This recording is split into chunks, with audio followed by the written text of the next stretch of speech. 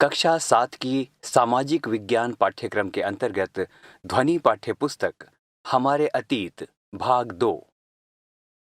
आइए अब सुनते हैं अध्याय 4। शीर्षक है मुगल साम्राज्य। और अब प्रस्तुत है पाठ। पृष्ठ संख्या 45। अध्याय 4 मुगल साम्राज्य। मध्यकाल में किसी भी शासक के लिए भारतीय उपमहाद्वीप जैसे बड़े क्षेत्र पर, जहां लोगों एवं संस्कृतियों में इतनी अधिक विविधताएं हों, शासन कर पाना अत्यंत ही कठिन कार्य था। अपने पूर्ववर्तियों के विपरीत मुगलों ने एक साम्राज्य की स्थापना की और वह कार्य पूरा किया जो अब तक केवल छोटी अवधियों के लिए ही संभव जान पड़ता था।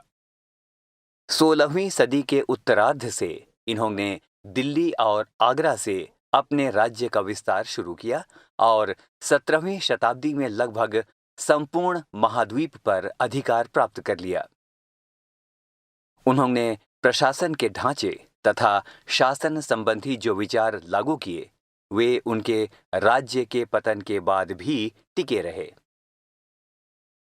यह एक ऐसी राजनीतिक धरोहर थी जिसके प्रभाव से उपमहाद्वीप में उनके पश्चात आने वाले शासक अपने को अछूता न रख सके। आज भारत के प्रधानमंत्री स्वतंत्रता दिवस पर मुगल शासकों के निवास स्थान दिल्ली के लाल किले की प्राचीर से राष्ट्र को संबोधित करते हैं। इसी पृष्ठ पर चित्र संख्या 1 और ये लाल किले का चित्र है। पृष्ठ संख्या 46। मुगल कौन थे? मुगल 2 महान शासक वंशों के वंशज थे। माता की ओर से वे मंगोल शासक चंगेज खान, जो चीन और मध्य एशिया के कुछ भागों पर राज्य करता था, के उत्तराधिकारी थे। पिता की ओर से वे ईरान, इराक एवं वर्तमान तुर्की के शासक तैमूर, जिसकी मृत्यु 1404 में हुई, के वंशज थे। परंतु मुगल अपने को मुगल या मंगोल कहलवाना पसंद नहीं करते थे। ऐसा इसलिए था क्योंकि चंगेज खान से जुड़ी स्मृतियां सैकड़ों व्यक्तियों के नरसंहार से संबंधित थीं। यही स्मृतियां मुगलों के प्रतियोगियों उज़्बेकों से भी संबंधित थी।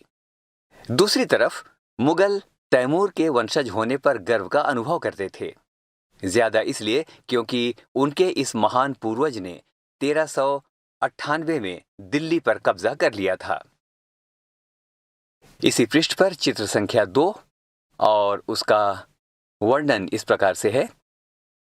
तैमूर और उसके उत्तराधिकारी और मुगल सम्राटों का एक लघु चित्र। 1702 से 1712 के काल का ये चित्र है।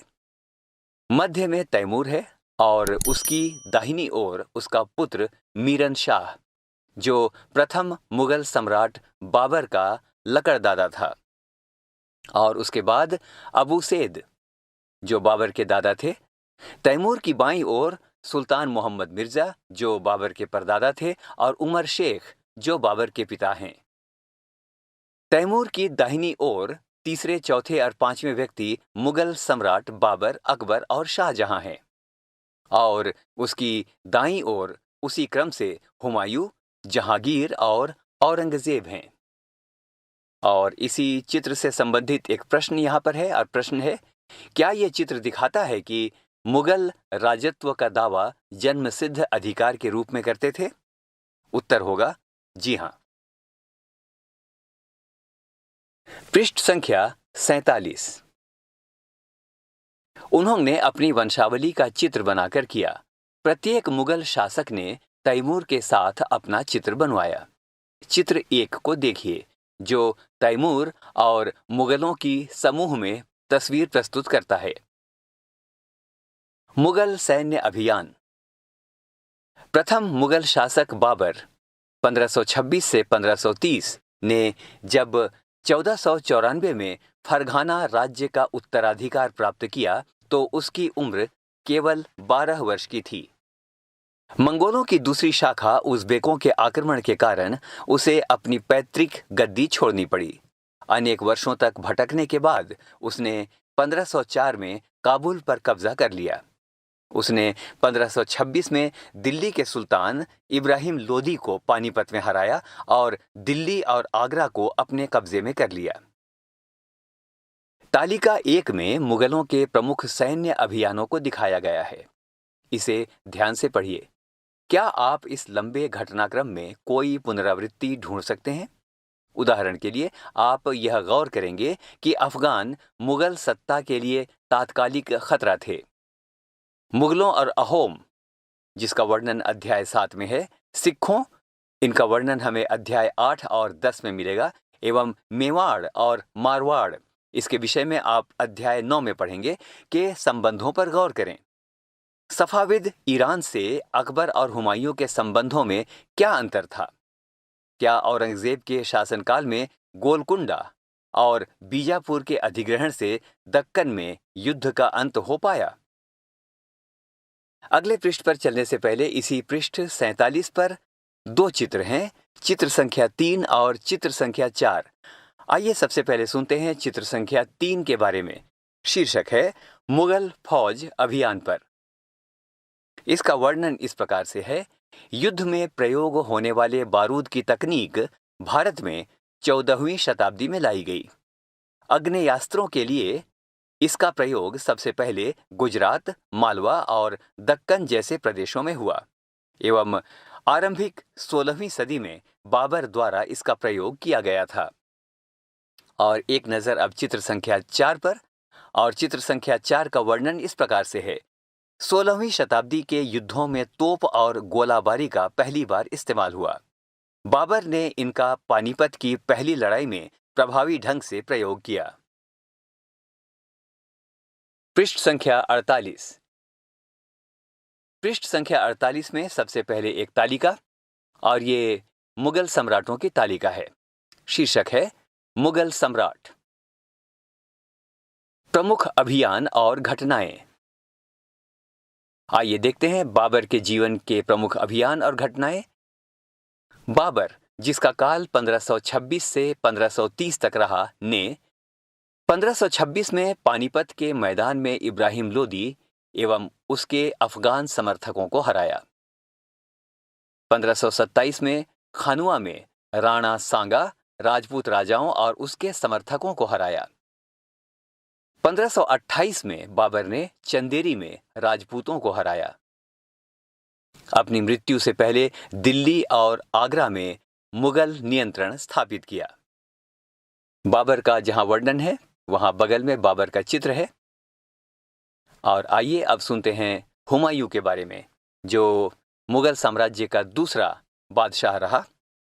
हुमायूं, जिसका काल 1530 से 1540 एवं 1555 से 1556 तक था, ने अपने पिता की वसीयत के अनुसार जायदाद का बंटवारा किया। प्रत्येक भाई को एक एक प्रांत मिला। उसके भाई मिर्जा कामरान की महत्वाकांक्षाओं के कारण हुमायूं अपने अफगान प्रतिद्वंद्वियों के सामने फीका पड़ गया। शेर खान ने हुमायूं को 2 बार हराया। 1539 में चौसा और 1540 में कन्नौज में। इन पराजयों ने उसे ईरान की ओर भागने को बाध्य किया। हुमायूं के बारे में दूसरी बात, ईरान में हुमायूं ने सफाविद शाह की मदद ली। उसने 1555 में दिल्ली पर पुनः कब्जा कर लिया, परंतु उससे अगले वर्ष इस इमारत में एक दुर्घटना में उसकी मृत्यु हो गई। यहाँ पर उस इमारत का चित्र दिया गया है जो संभवतः पुस्तकालय हुआ करता था, और इसी इमारत में गिरकर एक दुर्घटना में हुमायूं की मृत्यु हो गई थी। आइए अब सुनते हैं अकबर। अकबर, शासनकाल 1556 से 1605। 13 वर्ष की अल्पायु में अकबर सम्राट बना। उसके शासनकाल को 3 अवधियों में विभाजित किया जा सकता है। 1. 1556 और 1570 के मध्य अकबर अपने संरक्षक बैरम खान और अपने घरेलू कर्मचारियों से स्वतंत्र हो गया।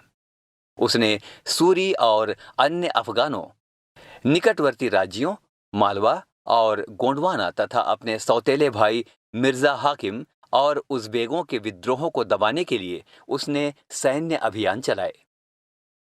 1568 में सिसोदियों की राजधानी चित्तौड़ और 1569 में रणथंभौर पर कब्जा कर लिया गया।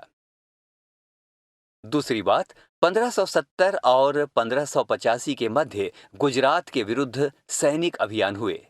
इन अभियानों के पश्चात उसने पूर्व में बिहार, बंगाल और उड़ीसा में अभियान चलाए, जिन्हें 1569 से 80 में मिर्जा हाकिम के पक्ष में हुए विद्रोह ने और जटिल कर दिया। तीसरी बात, 1585 से 1605 के मध्य अकबर के साम्राज्य का विस्तार हुआ। उत्तर पश्चिम में अभियान चलाए गए, सफाविदों को हराकर कांधार पर कब्जा किया गया और कश्मीर को भी जोड़ लिया गया। मिर्जा हाकिम की मृत्यु के पश्चात काबुल को भी उसने अपने राज्य में मिला लिया। दक्कन में अभियानों की शुरुआत हुई और बरार, खानदेश और अहमदनगर के कुछ हिस्सों को उसने अपने राज्य में मिला लिया। अपने शासन के अंतिम वर्षों में अकबर की सत्ता राजकुमार सलीम के विद्रोहों के कारण लड़खड़ाई। यही सलीम आगे चलकर सम्राट जहांगीर कहलाया। पृष्ठ संख्या 49। आइए अब सुनते हैं जहांगीर के बारे में। जहांगीर का काल 1605 से 1627 तक रहा। जहांगीर ने अकबर के सैन्य अभियानों को आगे बढ़ाया। मेवाड़ के सिसोदिया शासक अमर सिंह ने मुगलों की सेवा स्वीकार की। इसके बाद सिखों, अहोमों और अहमदनगर के खिलाफ अभियान चलाए गए, जो पूर्णतः सफल नहीं हुए। जहांगीर के शासन के अंतिम वर्षों में राजकुमार खुर्रम, जो बाद में सम्राट शाहजहां कहलाया, ने विद्रोह किया। जहांगीर की पत्नी नूरजहां ने शाहजहां को हाशिए पर धकेलने के प्रयास किए, जो असफल रहे। बाईं ओर जहांगीर का चित्र दिया गया है। और अब शाहजहां के बारे में। शाहजहां का चित्र यहां पर दिया गया है। शाहजहां का शासनकाल 1627 से 1658 तक रहा। दक्कन में शाहजहां के अभियान जारी रहे। अफगान अभिजात खान जहान लोदी ने विद्रोह किया और वह पराजित हुआ। अहमदनगर के विरुद्ध अभियान हुआ, जिसमें बुंदेलों की हार हुई और ओरछा पर कब्जा कर लिया गया। उत्तर पश्चिम में बल्ख पर कब्जा करने के लिए उज़्बेकों के विरुद्ध अभियान हुआ, जो असफल रहा। परिणाम स्वरूप कांधार सफाविदों के हाथ में चला गया। 1632 में अंततः अहमदनगर को मुगलों के राज्य में मिला लिया गया और बीजापुर की सेनाओं ने सुलह के लिए निवेदन किया। 1657-58 में शाहजहां के पुत्रों के बीच उत्तराधिकार को लेकर झगड़ा शुरू हो गया, जिसमें औरंगजेब की विजय हुई और दारा शिकोह समेत उसके तीनों भाइयों को मौत के घाट उतार दिया गया। शाहजहां को उसकी शेष जिंदगी के लिए आगरा में कैद कर दिया गया। औरंगजेब। यहाँ औरंगजेब का चित्र है और आइए अब सुनते हैं उसका वर्णन। औरंगजेब का शासनकाल 1658 से 1707 तक रहा। सबसे पहली बात, 1663 में उत्तर पूर्व में अहोमों की पराजय हुई, परंतु उन्होंने 1680 में पुनः विद्रोह कर दिया। उत्तर पश्चिम में यूसुफजई और सिखों के विरुद्ध अभियानों को अस्थायी सफलता मिली। मारवाड़ के राठौड़ राजपूतों ने मुगलों के खिलाफ विद्रोह किया। इसका कारण था उनकी आंतरिक राजनीति और उत्तराधिकार के मसलों में मुगलों का हस्तक्षेप। मराठा सरदार शिवाजी के विरुद्ध मुगल अभियान प्रारंभ में सफल रहे, परंतु औरंगजेब ने शिवाजी का अपमान किया और शिवाजी आगरा स्थित मुगल कैदखाने से भाग निकले।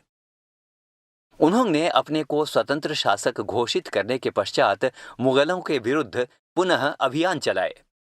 राजकुमार अकबर ने औरंगजेब के विरुद्ध विद्रोह किया, जिसमें उसे मराठों और दक्कन की सल्तनत का सहयोग मिला। अंततः वह सफाविद ईरान भाग गया। 2. अकबर के विद्रोह के पश्चात औरंगजेब ने दक्कन के शासकों के विरुद्ध सेनाएं भेजीं। 1685 में बीजापुर और 1687 में गोलकुंडा को मुगलों ने अपने राज्य में मिला लिया। 1658 में औरंगजेब ने दक्कन में मराठों, जो छापामार पद्धति का उपयोग कर रहे थे, के विरुद्ध अभियान का प्रबंध स्वयं किया। औरंगजेब को उत्तर भारत में सिखों, जाटों और सतनामियों, उत्तर पूर्व में अहोमों और दक्कन में मराठों के विद्रोह का सामना करना पड़ा। उसकी मृत्यु के बाद उत्तराधिकार के लिए युद्ध शुरू हो गया। पृष्ठ संख्या 50। पृष्ठ संख्या 50 में सबसे पहले मानचित्र संख्या 1 और इस मानचित्र में 1605 की अवधि के दौरान अकबर राजा के शासन के अंतर्गत आने वाले राज्यों को दिखाया गया है। और अब सुनते हैं पाठ। उत्तराधिकार की मुगल परंपराएं। मुगल ज्येष्ठाधिकार के नियम में विश्वास नहीं करते थे, जिसमें ज्येष्ठ पुत्र अपने पिता के राज्य का उत्तराधिकारी होता था। इसके विपरीत उत्तराधिकार में वे सहदायाद की मुगल और तैमूर वंशों की प्रथा को अपनाते थे, जिसमें उत्तराधिकार का विभाजन समस्त पुत्रों में कर दिया जाता था। तालिका 1 में दिए गए रंगीन उद्धरणों को पढ़िए और मुगल राजकुमारों के विद्रोहों से जुड़े प्रमाणों पर गौर कीजिए। आपके अनुसार उत्तराधिकार का कौन सा तरीका सही था, ज्येष्ठाधिकार या सहदायाद? मुगलों के अन्य शासकों के साथ संबंध। तालिका 1 को फिर से देखें। आप पाएंगे कि मुगलों ने उन शासकों के विरुद्ध लगातार अभियान किए जिन्होंने उनकी सत्ता को स्वीकार करने से इनकार कर दिया। जब मुगल शक्तिशाली हो गए तो अन्य कई शासकों ने स्वेच्छा से उनकी सत्ता स्वीकार कर ली। राजपूत इसका एक अच्छा उदाहरण है। अनेकों ने मुगल घराने में अपनी पुत्रियों के विवाह करके उच्च पद प्राप्त किए, परंतु कईयों ने विरोध भी किया। अगले पृष्ठ पर जाने से पहले इसी पृष्ठ 50 पर एक बॉक्स, और बॉक्स का शीर्षक है राजपूतों के साथ मुगलों की शादियां। जहांगीर की मां कच्छवा की राजकुमारी थी। वह अंबर, जो वर्तमान में जयपुर कहलाता है, के राजपूत शासक की पुत्री थी। शाहजहां की मां एक राठौड़ राजकुमारी थी। वह मारवाड़ यानी जोधपुर के राजपूत शासक की पुत्री थी। पृष्ठ संख्या 51। मेवाड़ के सिसोदिया राजपूत लंबे समय तक मुगलों की सत्ता को स्वीकार करने से इनकार करते रहे, परंतु जब वे हारे तो मुगलों ने उनके साथ सम्माननीय व्यवहार किया और उन्हें उनकी जागीरें या वतन जागीर के रूप में वापिस कर दी। पराजित करने परंतु अपमानित न करने के बीच सावधानी से बनाए गए संतुलन की वजह से मुगल भारत के अनेक शासकों और सरदारों पर अपना प्रभाव बढ़ा पाए, परंतु इस संतुलन को हमेशा बरकरार रखना कठिन था। एक बार फिर तालिका 1 को सुने। गौर करें कि जब शिवाजी मुगल सत्ता स्वीकार करने आए तो औरंगजेब ने उनका अपमान किया। इस अपमान का क्या परिणाम हुआ? मनसबदार और जागीरदार। जैसे जैसे साम्राज्य में विभिन्न क्षेत्र सम्मिलित होते गए, वैसे वैसे मुगलों ने तरह तरह के सामाजिक समूहों के सदस्यों को प्रशासन में नियुक्त करना आरंभ किया। शुरू में ज्यादातर सरदार तुर्की या तुरानी थे, लेकिन अब इस छोटे समूह के साथ उन्होंने शासक वर्ग में ईरानियों, भारतीय मुसलमानों, अफगानों, राजपूतों, मराठों और अन्य समूहों को सम्मिलित किया। मुगलों की सेवा में आने वाले नौकरशाह मनसबदार कहलाए। मनसबदार शब्द का प्रयोग ऐसे व्यक्तियों के लिए होता था जिन्हें कोई मनसब यानी कोई सरकारी हैसियत अथवा पद मिलता था। यह मुगलों द्वारा चलाई गई श्रेणी व्यवस्था थी, जिसके जरिए 1 पद, 2 वेतन एवं 3 सैन्य उत्तरदायित्व निर्धारित किए जाते थे। पद और वेतन का निर्धारण जात की संख्या पर निर्भर था। जात की संख्या जितनी अधिक होती थी, दरबार में अभिजात की प्रतिष्ठा उतनी ही बढ़ जाती थी और उसका वेतन भी उतना ही अधिक होता था। जो सैन्य उत्तरदायित्व मनसबदारों को सौंपे जाते थे, उन्हीं के अनुसार उन्हें घुड़सवार रखने पड़ते थे। मनसबदार अपने सवारों को निरीक्षण के लिए लाते थे। वे अपने सैनिकों के लिए घोड़ों को दगवाते थे एवं सैनिकों का पंजीकरण करवाते थे। इन कार्यवाहियों के बाद ही उन्हें सैनिकों को वेतन देने के लिए धन मिलता था। इसी पृष्ठ पर एक बॉक्स और बॉक्स का शीर्षक है जात की श्रेणियां। 5000 जात वाले अभिजातों का दर्जा 1000 जात वाले अभिजातों से ऊंचा था। अकबर के शासनकाल में 29 ऐसे मनसबदार थे जो 5000 जात की पदवी के थे। औरंगजेब के शासनकाल तक ऐसे मनसबदारों की संख्या 79 हो गई। क्या इसका अर्थ यह हुआ कि राज्य का खर्चा बढ़ गया? पृष्ठ संख्या 52। मनसबदार अपना वेतन राजस्व एकत्रित करने वाली भूमि के रूप में पाते थे, जिन्हें जागीर कहते थे और जो तकरीबन इक्ताओं के समान थीं। परंतु मनसबदार मुक्तियों से भिन्न अपने जागीरों पर नहीं रहते थे और न ही उन पर प्रशासन करते थे। उनके पास अपनी जागीरों से केवल राजस्व एकत्रित करने का अधिकार था। यह राजस्व उनके नौकर उनके लिए एकत्रित करते थे, जबकि वे स्वयं देश के किसी अन्य भाग में सेवारत रहते थे। अकबर के शासनकाल में इन जागीरों का सावधानी पूर्वक आकलन किया जाता था ताकि इनका राजस्व मनसबदार के वेतन के तकरीबन बराबर रहे। औरंगजेब के शासनकाल तक पहुंचते पहुंचते स्थिति बदल गई। अब प्राप्त राजस्व मनसबदार के वेतन से बहुत कम था। मनसबदारों की संख्या में भी अत्यधिक वृद्धि हुई, जिसके कारण उन्हें जागीर मिलने से पहले एक लंबा इंतजार करना पड़ता था। इन सभी कारणों से जागीरों की संख्या में कमी हो गई। फलस्वरूप कई जागीरदार जागीर रहने पर यह कोशिश करते थे कि वे जितना राजस्व वसूल कर सकें कर लें। अपने शासनकाल के अंतिम वर्षों में औरंगजेब इन परिवर्तनों पर नियंत्रण नहीं रख पाया। इस कारण किसानों को अत्यधिक मुसीबत का सामना करना पड़ा। इसी पृष्ठ पर दो चित्र। पाठ में चलने से पहले चित्र संख्या 5 और उसका वर्णन इस प्रकार से है। अपने सवारों के साथ एक मनसबदार सैनिक अभियान पर। एक चित्र यहाँ पर दिखाया गया जहाँ मनसबदार अपने सवारों के साथ एक सैनिक अभियान में जा रहा है। चित्र संख्या 6 और इसका वृतांत, इसका वर्णन इस प्रकार से है। शाहजहां के राजकाल के एक लघु चित्र के ब्यौरे। यहाँ जहांगीर के समय के भ्रष्टाचार को दिखाया गया है। यहाँ दो बातें दिखाई गई हैं। एक, भ्रष्ट अफसर रिश्वत लेते हुए यहाँ दिखाया गया है, और दो, एक कर अधिकारी गरीब किसानों को सजा देते हुए।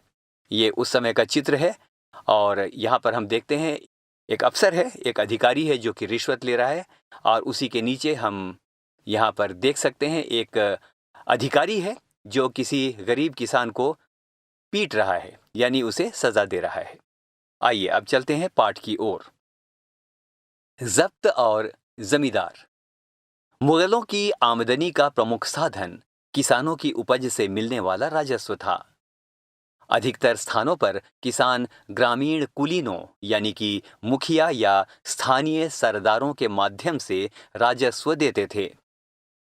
समस्त मध्यस्थों के लिए, चाहे वे स्थानीय ग्राम के मुखिया हों या फिर शक्तिशाली सरदार हों, मुगल एक ही शब्द जमींदार का प्रयोग करते थे। अकबर के राजस्व मंत्री टोडरमल ने 10 साल यानी 1570 से 1580 की कालावधि के लिए कृषि की पैदावार, कीमतों और कृषि भूमि का सावधानी पूर्वक सर्वेक्षण किया। इन आंकड़ों के आधार पर प्रत्येक फसल पर नकद के रूप में कर यानी राजस्व निश्चित कर दिया गया।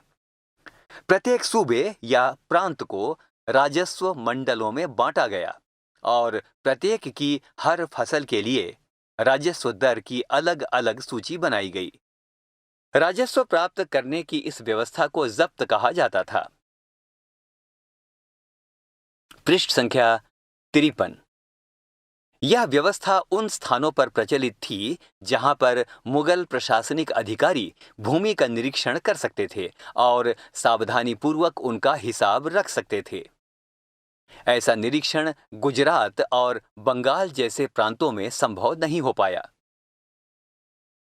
कुछ क्षेत्रों में जमींदार इतने शक्तिशाली थे कि मुगल प्रशासकों द्वारा शोषण किए जाने की स्थिति में वे विद्रोह कर सकते थे। कभी कभी एक ही जाति के जमींदार और किसान मुगल सत्ता के खिलाफ मिलकर विद्रोह कर देते थे। 17वीं शताब्दी के आखिर से ऐसे किसान विद्रोहों ने मुगल साम्राज्य के स्थायित्व को चुनौती दी। इसी पृष्ठ पर एक बॉक्स और बॉक्स में एक चित्र दिया हुआ है और ये चित्र है चित्र संख्या 7। इसके बारे में सुनते हैं। अबुल फजल से अकबरनामा लेते हुए अकबर, ये चित्र है और आइए अब इसका वर्णन सुनते हैं। अकबर ने अपने करीबी मित्र और दरबारी अबुल फजल को आदेश दिया कि वह उसके शासनकाल का इतिहास लिखे। अबुल फजल ने यह इतिहास 3 जिल्दों में लिखा और इसका शीर्षक है अकबरनामा।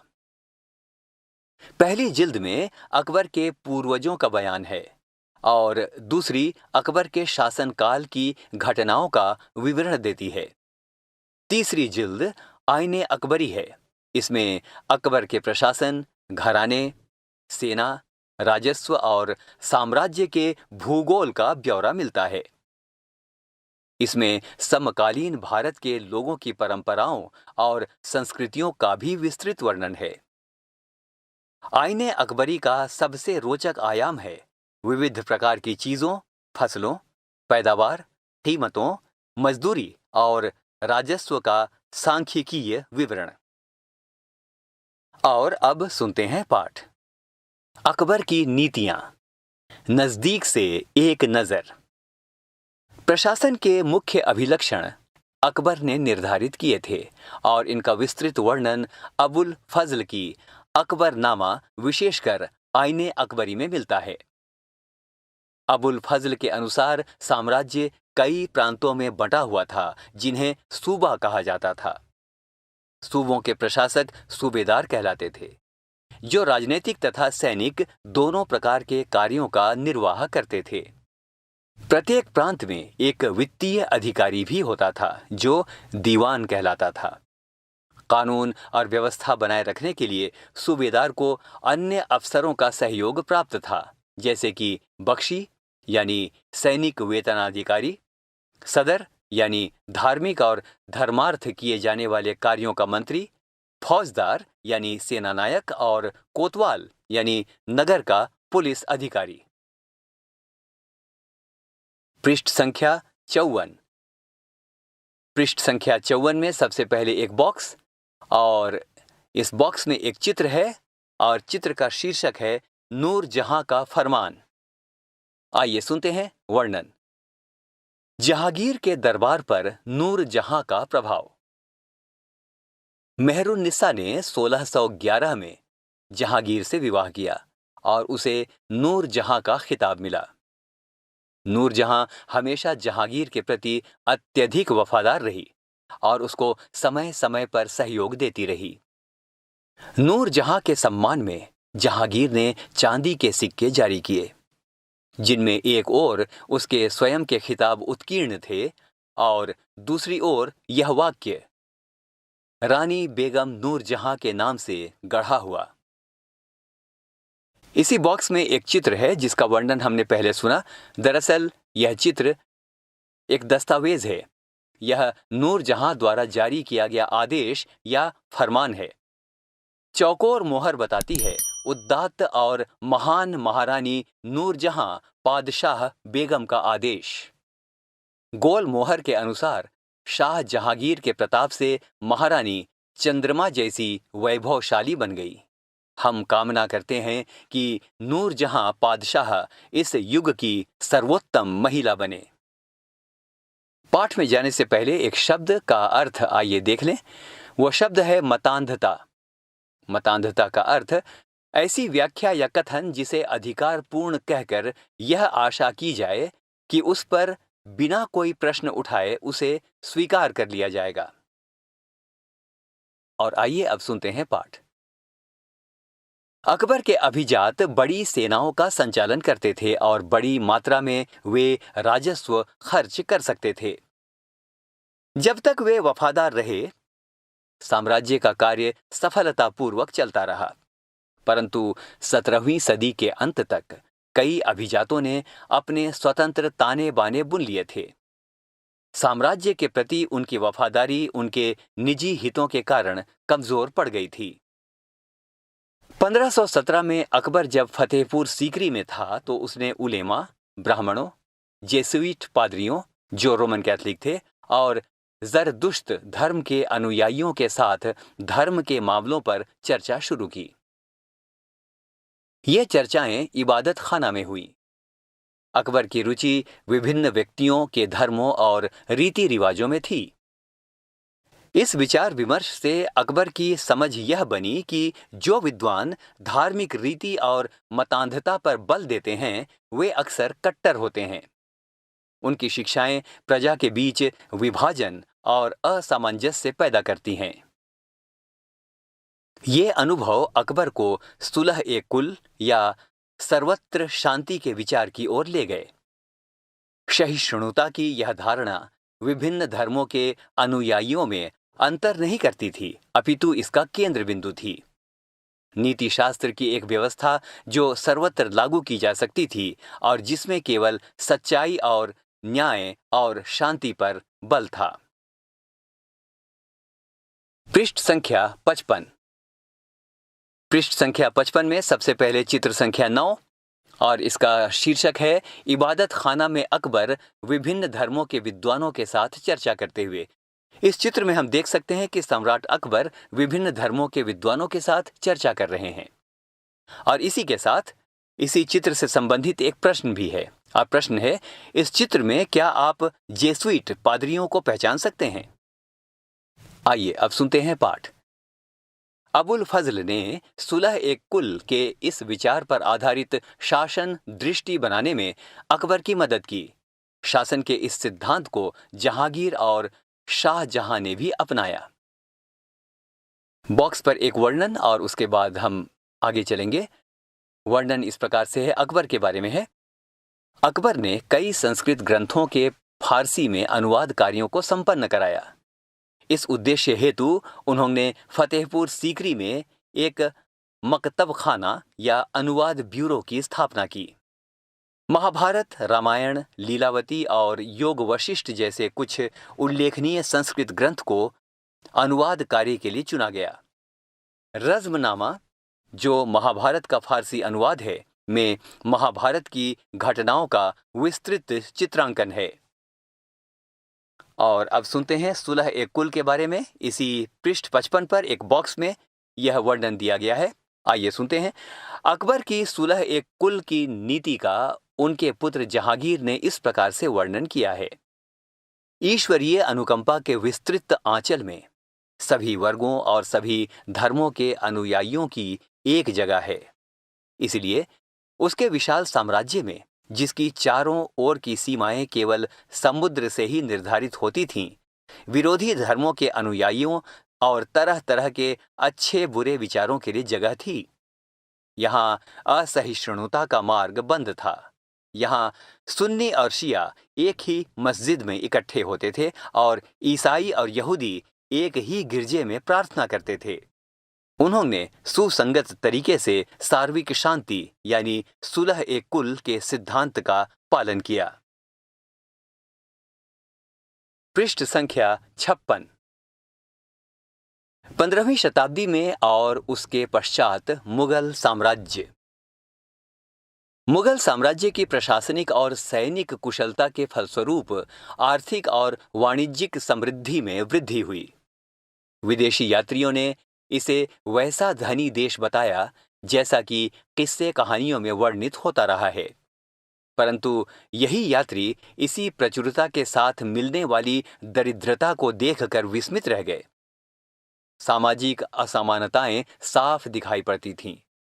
शाहजहां के शासनकाल के 20वें वर्ष के दस्तावेजों से हमें पता चलता है कि ऐसे मनसबदार जिनको उच्चतम पद प्राप्त था, कुल 8,000 में से 445 ही थे। कुल मनसबदारों की एक छोटी संख्या 5.6% को ही साम्राज्य के अनुमानित राजस्व का 61.5% स्वयं उनके व उनके सवारों के वेतन के रूप में दिया जाता था। मुगल सम्राट और उसके मनसबदार अपनी आय का बहुत बड़ा भाग वेतन और वस्तुओं पर लगा देते थे। इस खर्चे से शिल्पकारों और किसानों को लाभ होता था, चूंकि वे वस्तुओं और फसल की पूर्ति करते थे। परंतु राजस्व का भार इतना था कि प्राथमिक उत्पादकों, किसान और शिल्पकारों के पास निवेश के लिए बहुत कम धन बचता था। इनमें से जो बहुत गरीब थे, मुश्किल से ही पेट भर पाते थे। वे उत्पादन शक्ति बढ़ाने के लिए अतिरिक्त संसाधनों में, औजारों और अन्य वस्तुओं में निवेश करने की बात सोच भी नहीं सकते थे। ऐसी अर्थव्यवस्था में ज्यादा धनी किसान, शिल्पकारों के समूह, व्यापारी और महाजन ही ज्यादा लाभ उठाते थे। मुगलों के कुलीन वर्ग के हाथों में बहुत धन और संसाधन थे, जिनके कारण 17वीं सदी के अंतिम वर्षों में वे अत्यधिक शक्तिशाली हो गए। जैसे जैसे मुगल सम्राट की सत्ता पतन की ओर बढ़ती गई, वैसे वैसे विभिन्न क्षेत्रों में सम्राट के सेवक स्वयं ही सत्ता के शक्तिशाली केंद्र बनने लगे। इनमें से कुछ ने नए वंश स्थापित किए और हैदराबाद एवं अवध जैसे प्रांतों में अपना नियंत्रण जमाया। यद्यपि वे दिल्ली के मुगल सम्राट को स्वामी के रूप में मान्यता देते रहे, तथापि 18वीं शताब्दी तक साम्राज्य के कई प्रांत अपनी स्वतंत्र राजनीतिक पहचान बना चुके थे।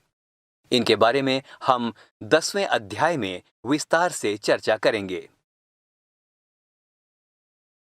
पृष्ठ संख्या 57। सबसे पहले बॉक्स, और बॉक्स का शीर्षक राजा और रानियां। 16वीं सदी में मुगलों के लगभग समकालीन संसार के विभिन्न भागों में भी कई महान राजा रानियां थे। इनमें ऑटोमन तुर्की के सुल्तान सुलेमान, जिसका शासनकाल 1520 से 1566 तक है, शामिल हैं। उसके राज में ऑटोमन राज्य का विस्तार यूरोप की ओर हुआ। उसने हंगरी को अपने राज्य के साथ मिला लिया और ऑस्ट्रिया को घेर लिया। उसकी फौजों ने बगदाद और इराक भी हथिया लिया। मोरक्को तक उत्तरी अफ्रीका का बहुत सा हिस्सा ऑटोमन सत्ता को मानता था। सुलेमान ने ऑटोमन नौसेना का पुनर्गठन किया। पूर्वी भूमध्य सागर के इलाकों पर इस नौसेना के प्रभुत्व की वजह से स्पेन के साथ उसकी प्रतिस्पर्धा हुई। अरब सागर में इस नौसेना ने पुर्तगालियों को चुनौती दी। सम्राट को अल कानूनी यानी विधि निर्माता का खिताब दिया गया, क्योंकि उसके शासनकाल में बड़ी संख्या में नियम कानून बनाए गए थे। इन नियमों का लक्ष्य यह था कि बढ़ते हुए साम्राज्य के विभिन्न क्षेत्रों को ध्यान में रखते हुए प्रशासनिक तरीकों का मानकीकरण हो, ताकि किसानों को बेगार और भारी करों से बचाया जा सके। आगे चलकर 17वीं शताब्दी में ऑटोमन क्षेत्रों में जब सार्वजनिक व्यवस्था का पतन हुआ, तो सुलेमान कानूनी के काल को आदर्श शासनकाल के रूप में याद किया जाने लगा। अकबर के अन्य समकालीन शासकों के बारे में पता लगाएं। इंग्लैंड की शासक रानी एलिजाबेथ 1558 से 1603, ईरान का सफाविद शासक शाह अब्बास 1588 से 1629 तक, और इनसे कहीं ज्यादा विवादास्पद रूसी शासक जार इवान चतुर्थ वेसिलियेविच, जिसका शासनकाल 1530 से 1584 तक था, जो इवान दी टेरिबल के नाम से कुख्यात है। कल्पना कीजिए, बाबर और अकबर शासक बनने के समय में आपकी ही उम्र के थे। कल्पना करें कि आपको पैतृक संपत्ति के रूप में एक राज्य प्राप्त होता है। आप अपने राज्य को स्थायी और समृद्ध कैसे बनाएंगे? फिर से याद करें। साथियों, यहाँ 2 स्तंभ हैं और आपको दोनों स्तंभों में आपस में मिलान करना है। आइए सबसे पहले सुनते हैं पहला स्तंभ। उसमें ये शब्द हैं मनसब, मंगोल, सिसोदिया राजपूत, राठौर राजपूत, नूरजहां और सूबेदार।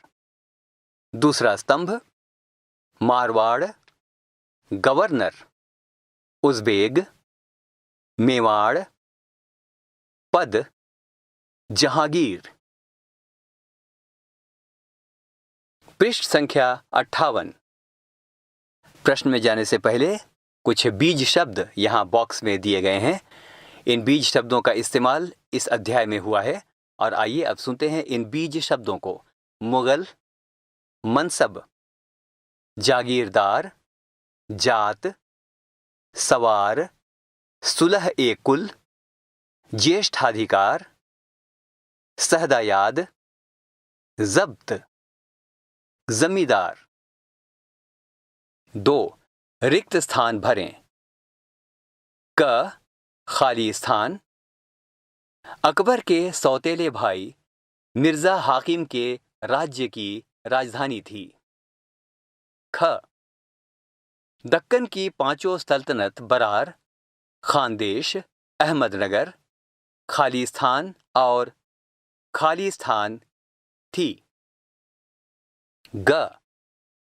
यदि जात एक मनसबदार के पद और वेतन का द्योतक था तो सवार उसके खालिस्तान को दिखाता था।